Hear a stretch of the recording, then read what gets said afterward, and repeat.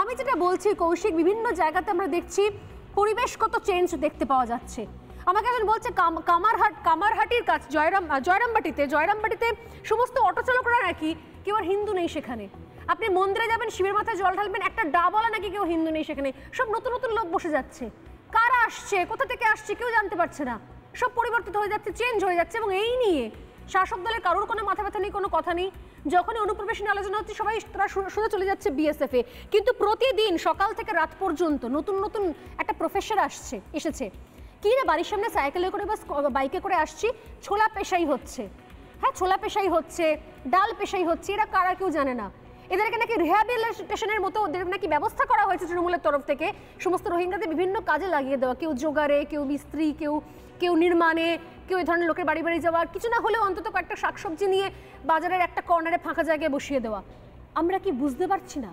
এখনো পর্যন্ত চুপ করে থাকবো? রাতারাতি দুপা অন্তর অন্তর তোমার পাড়ায় গিয়ে দেখবে নতুন নতুন আয়া সেন্টার গজিয়ে গেছে। এত আয়া সেন্টার কোথা থেকে আসছে? এত মহিলারা কাজের জন্য আসছেন কোথা থেকে? 2 মাস আগেও তো লোক পাওয়া যেত না। কৌশিক, আমি একটা কথা বলছি, আজকে একটা বিখ্যাত তারিখ, সেটা হচ্ছে 19শে জানুয়ারি। আজ থেকে ঠিক 35 বছর আগে আজকের দিনে কাশ্মীরে মুসলমানরা একটা স্লোগান দিয়েছিল, রালিব গালিব চালিব। রালিব মানে হচ্ছে হয় ধর্মান্তকরণ, মানে ধর্ম পাল্টে নাও। গালিব মানে হচ্ছে মৃত্যু, যদি না পাল্টাও তাহলে মৃত্যু মানে মেরে ফেলা হবে। আর চালিব মানে হচ্ছে না হলে কাশ্মীর ছেড়ে পালিয়ে যাও। সেই তারিখটা ছিল আজ 19শে জানুয়ারি, ঠিক আজকে 35 বছর আগে আজ থেকে। এবং সেই কাশ্মীরে আমাদের ভারতীয় মানুষজনেরা সেই কাশ্মীর ছেড়ে পালিয়ে গেছিলেন। তারপরে তারা অস্ত্র হাতে তোলেননি, কোনো জেহাদ করেননি, তারা শুধু বিচারের আশায় বসেছিলেন। এটা আমাদের ভারতবর্ষের সংস্কৃতি এবং বিশেষ করে হিন্দুদের সংস্কৃতি।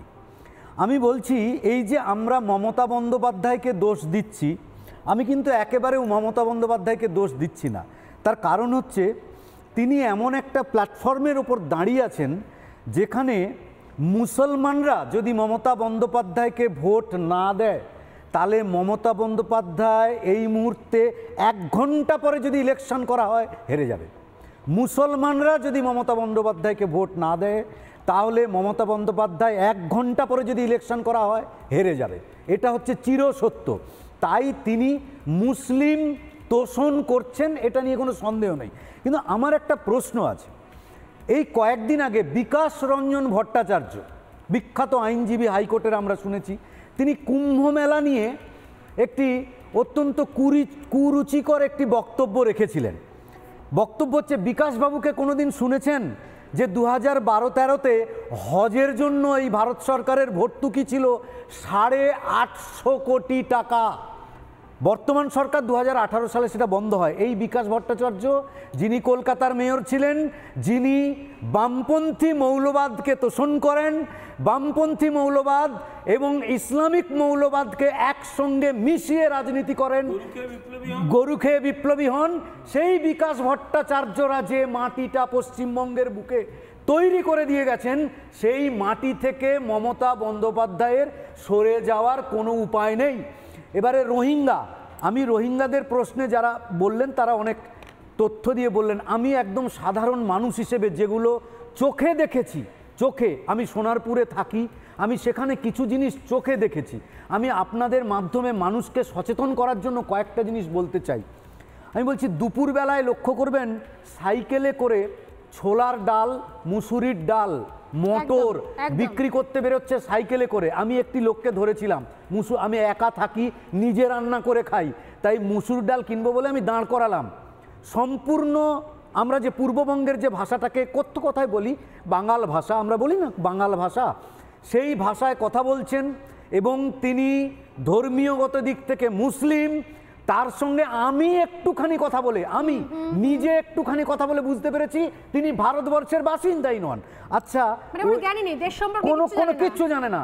আচ্ছা, ওই ভদ্রলোক যদি ওই দুপুরবেলায় আমার বাড়িতে এসে বলে একটু জল দাও, বলে আমাকে মেরে আমার বাড়ি থেকে 4টে জিনিসপত্র নিয়ে চলে যায়, আমি কোন থানায় যাব? আমি কোন থানায় গিয়ে বলবো যে এই লোকটা আমাকে মেরে গেছে? সেই লোকটা কে?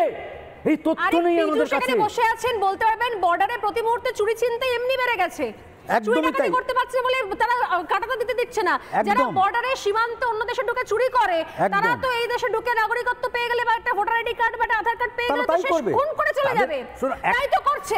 একটা খুব সহজ কথা, একজন মানুষের যদি 13টা বাচ্চা হয়, তার মধ্যে 7 জনকে চুরি করেই খেতে হবে ভাই। এই পরিস্থিতি, এটা গোটা বিশ্বে। তার আগে পীযূষ আমাদের সঙ্গে রয়েছেন, তারা চুরি করবে, সেটা আমাদের আটকাতে হবে। সীমান্তে দেখা যাচ্ছে একই বিষয়ে সরব হচ্ছেন। আপনারা বলছেন যে বারবার করে চুরি ছিনতাই চলছে, ধান কেটে নিয়ে যাচ্ছে, পাম্প খুলে নিয়ে চলে যাচ্ছে। এবার বিএসএফ শেষ পর্যন্ত কাটাতারটা দিচ্ছে, আমরা এটাকে সাপোর্ট করছি, কিন্তু তার রেজাল্ট কি দেখছেন? কিভাবে কোথাও উত্তপ্ত হচ্ছে এই এরা যদি একটু জাস্ট ভাবুন, সীমান্তে আপনারা যে ছবিটা দেখছেন, এরা যদি দেশের ভেতর ঢুকে এসেছে যেরকম রোহিঙ্গারা কলকাতার ভেতরে ঢুকে এসেছে এবং তারা আধার কার্ড ভোটার আইডি কার্ড করে নিয়েছে, তারা কি কি কাজ করতে পারে? তারা তো চলে গেছে মুম্বাইয়ে ট্রেন ধরে, সাইফ আলী খানের বাড়িতে চলে গিয়ে সাইফ আলী খানকে চাকু মেরে দিয়েছে। আমরা তাহলে কোন ভয়ের পরিবেশের মধ্যে রয়েছে? আমাদের সঙ্গে কি হতে পারে যে কোনো মুহূর্তে? কি পরিস্থিতি সেখানকার? পীযূষ, না, অনুপ্রবেশ যে এখন একটা নতুন ইস্যু সেটা কিন্তু না।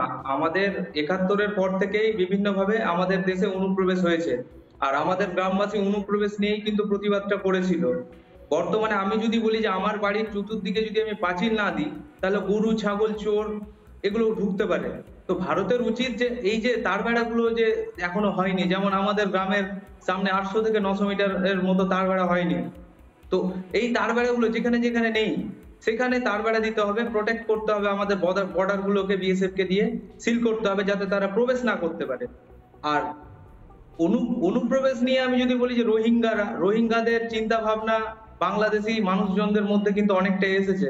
কারণ কি, গতকাল দেখা গিয়েছিল বর্ডারে যে রোহিঙ্গাদের মতো বাংলাদেশিরা অনেকটাই অ্যাগ্রেসিভ হয়ে গেছে। আর অনুপ্রবেশ করে আমরা কিন্তু বর্ডারে কাউকে কখনো দেখতে পাই না, ওরা কিন্তু ভিতরে কোথায় যাচ্ছে এটা জানি না, কিন্তু বর্ডারে দেখা যায় না, কিন্তু অনুপ্রবেশ হচ্ছে।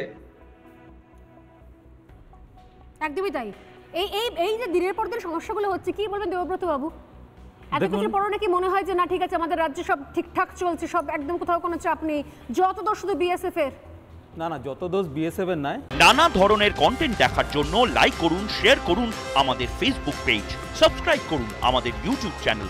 পাশাপাশি অন্যান্য ব্রেকিং নিউজের জন্য অবশ্যই চোখ রাখুন রিপাবলিক বাংলায়।